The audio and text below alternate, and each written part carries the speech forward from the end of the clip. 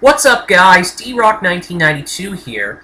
For this next video, and for my next movie in the Batman Dark Knight trilogy, I am going to be talking about the second film in this trilogy.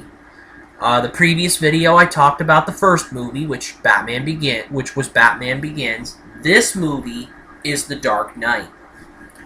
So, The Dark Knight is directed again by Christopher Nolan, and there's four major characters that come back for The Dark Knight. Christian Bale as Batman, Michael Caine as Alfred, Gary Oldman as Commissioner Gordon, and Morgan Freeman as Lucius Fox. And then there are some new characters. We have Heath Ledger coming in as the Joker. Gary Oldman comes in as Two-Face, Harvey Dent / Two-Face.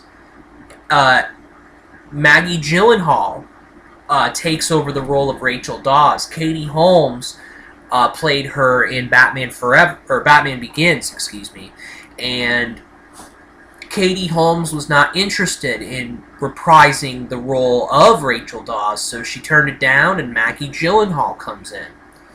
So these are the major players in this movie, and I'll really be talking about them in my characterization. But first, I'm going to talk about what the movie's about. So, I'll simplify the plot, definitely. Batman has to defeat two new enemies, a major enemy, the Joker. So he has to go and defeat the Joker in The Dark Knight. And Two-Face is also a villain that he must defeat as well. So Batman, has more tests. He's tested more in this movie. There's more stakes. There's more stakes in this movie than ever before. There were more stakes in The Dark Knight than Batman Begins. And he has to face a lot, for sure. And this is without giving a lot of the plot away. So I don't want to do that in case any of you have not seen this movie. Although I know probably a lot of you have probably seen this film, because The Dark Knight is considered one of the greatest comic book movies of all time. It definitely is. More in my opinion about that later. The Dark Knight came out in 2008, 3 years after Batman Begins.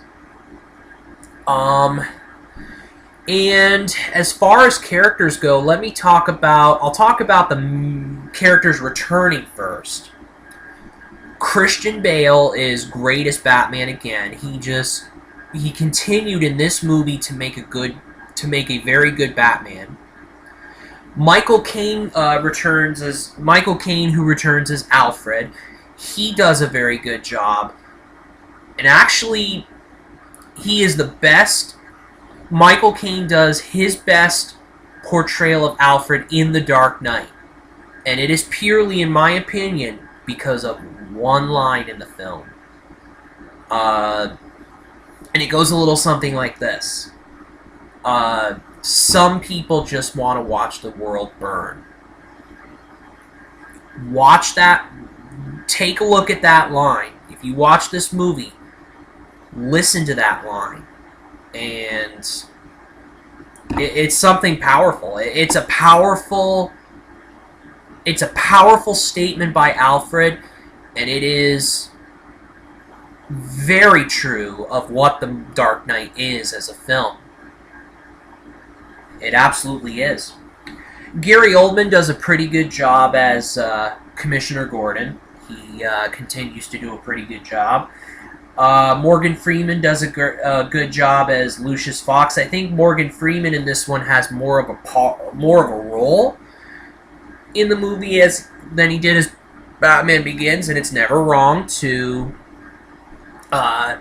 give Morgan Freeman more of a role in a movie, because Morgan Freeman's one of the best actors of our generation, I think, in my humble opinion. Probably be in my top 10. Honestly, if I was to do a top 10 of great actors, Morgan Freeman would probably be up there for me. So, now the new characters. And we'll talk about Maggie Gyllenhaal as Rachel Dawes. I think Maggie Gyllenhaal And her portrayal of Rachel Dawes is better than Katie Holmes and her portrayal. Katie Holmes' portrayal.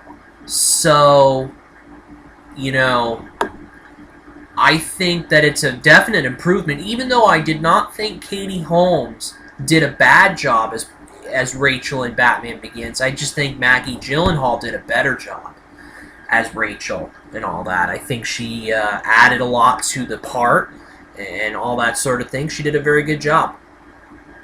Aaron Eckhart is one of the strong parts of this movie, playing Harvey Dent, slash Two-Face. He plays both sides very well, the good and the bad. Actually, I'd say he plays the good, the bad, and the ugly very well. One of those old Western movies, spaghetti westerns and all that, for those of you who don't know, is the good, the bad, and the ugly. Way back in the 60s anyway. But anyway, yeah, Aaron Eckhart does a great job of playing the good, the bad, and the ugly with Harvey Dent slash Two-Face. And it's just, I'm not going to spoil too much of it, but I think Aaron Eckhart's one of the strong parts of this movie.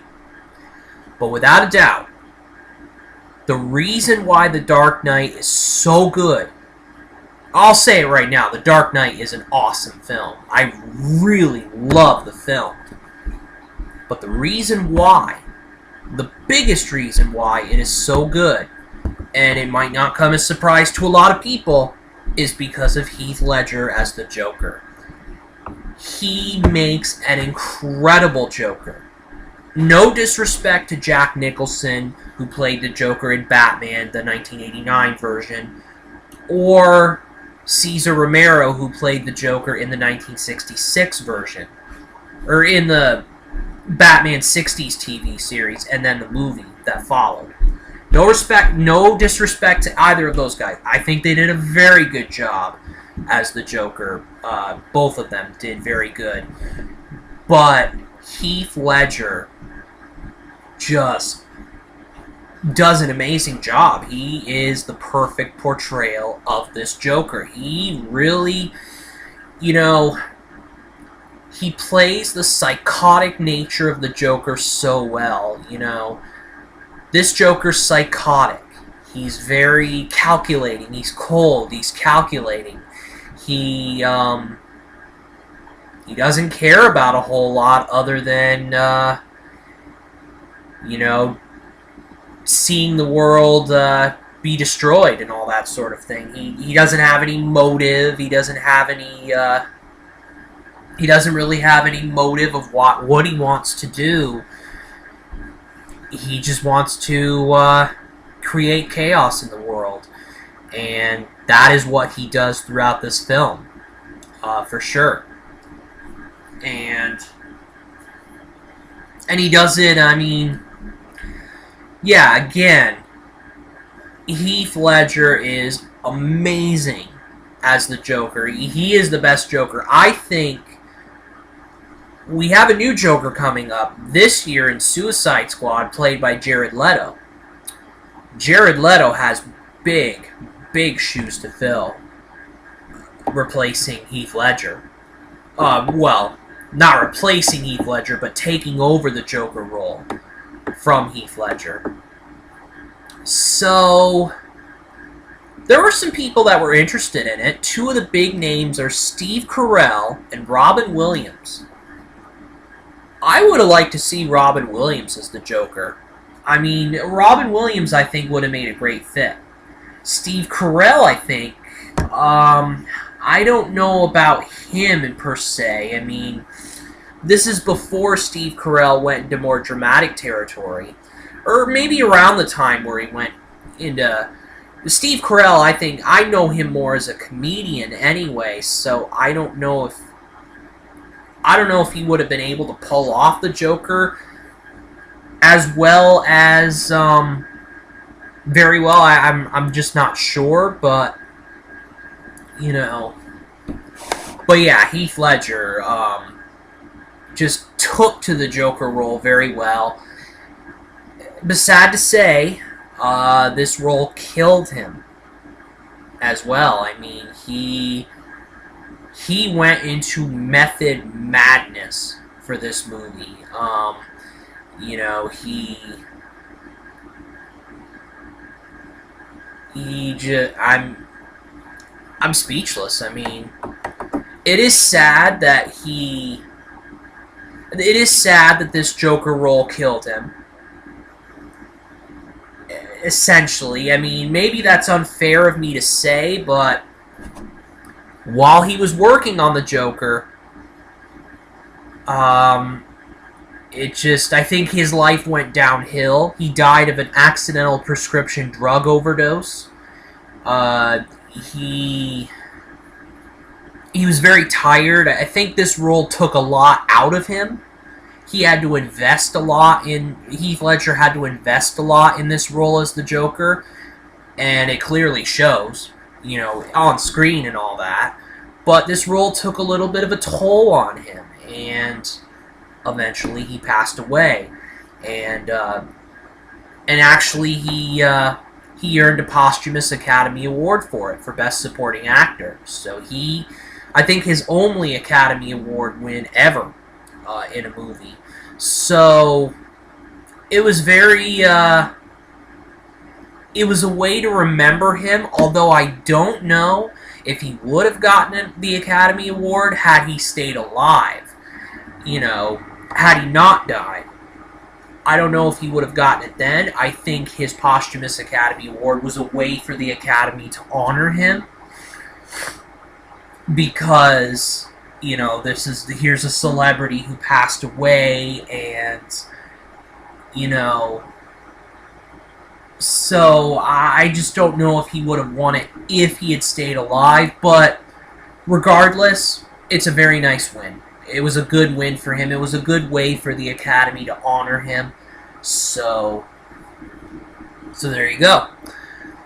My general impression of the movie, again, as I mentioned before, I really, really love this movie. I think, you know, this movie is powered by Heath Ledger's Joker.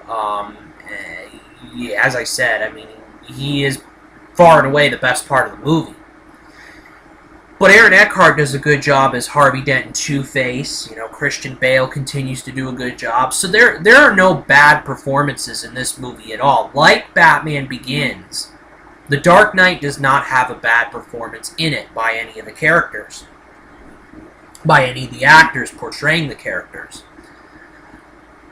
So overall, I'm going to give this movie a 5.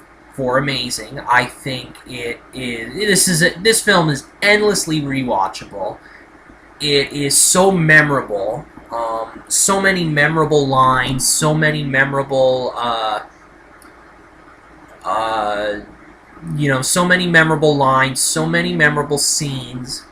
Just a memorable comic book movie, and I would have to agree with the public. With a lot of people who say that The Dark Knight is the greatest comic book movie ever. While I'm not prepared to... Okay, I'm not prepared to say it's the greatest comic book movie ever. I think it's up there as one of the greatest. You know, as far as that year... There were 3 of them, The Dark Knight, Iron Man, and The Incredible Hulk. The Dark Knight is the best movie in that year.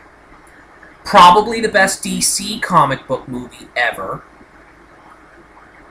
So, I mean, regardless, The Dark Knight is up there as one of the greatest comic book movies of all time. And, I mean, as fans, we got a great treasure, for sure. So that is it for this video on The Dark Knight. Coming up will be the final movie in the Dark Knight trilogy called The Dark Knight Rises, which will be my next video here. So, D-Rock 1992 out.